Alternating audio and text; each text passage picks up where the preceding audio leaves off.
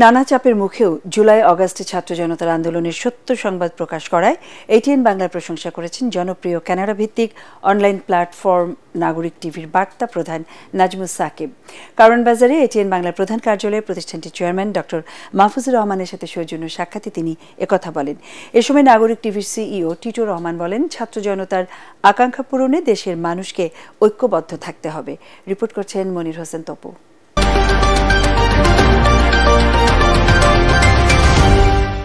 আওয়ামী লীগ সরকারের বিতর্কিত নির্বাচন এবং নেতা ও সরকারি কর্মকর্তাদের দুর্নীতি নিয়ে প্রতিবেদন করায় আলোচিত হন কানাডা ভিত্তিক অনলাইন প্ল্যাটফর্ম নাগরিক টিভির বার্তা প্রধান নাজমুস সাকিব।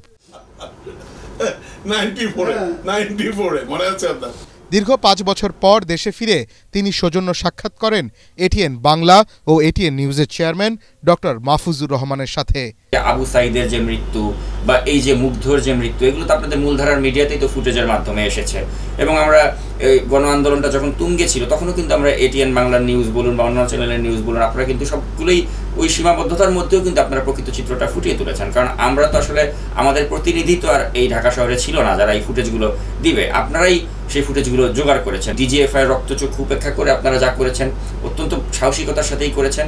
আর বিশেষ করে একদম আন্দোলনের শেষের দিকে এসে ৫ তারিখে আমি কিন্তু এটিএন বাংলায় নজর রাখছিলাম এবং আপনারা কিন্তু আপনাদের লাইভ যে ব্রডকাস্ট আমি দেখছিলাম যে পুরো আন্দোলনের বিষয়গুলো আপনারা কিন্তু তুলে ধরছিলেন প্রত্যেকটা মুহূর্তে।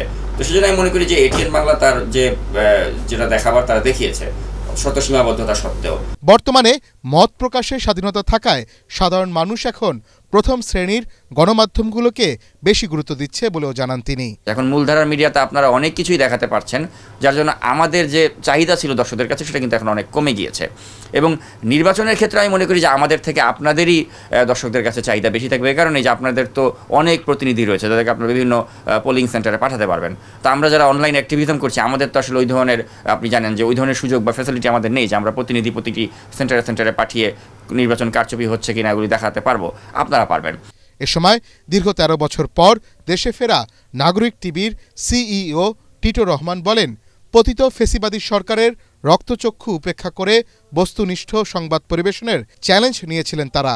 আমরা যারা বাক স্বাধীনতার জন্য লড়াই করেছি, আমরা যারা ন্যায় বিচারের জন্য লড়াই করেছি, আমাদের সকলের একমাত্র কাজ হওয়া উচিত ঐক্যবদ্ধভাবে প্রফেসর ইউনূসকে সহযোগিতা করা, যেন আমরা গণতন্ত্রের পথে যাত্রাটা আমাদের জন্য সুগম হয়।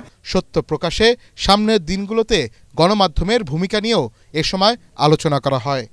মনির হোসেন তপু, এটিএন বাংলা, ঢাকা।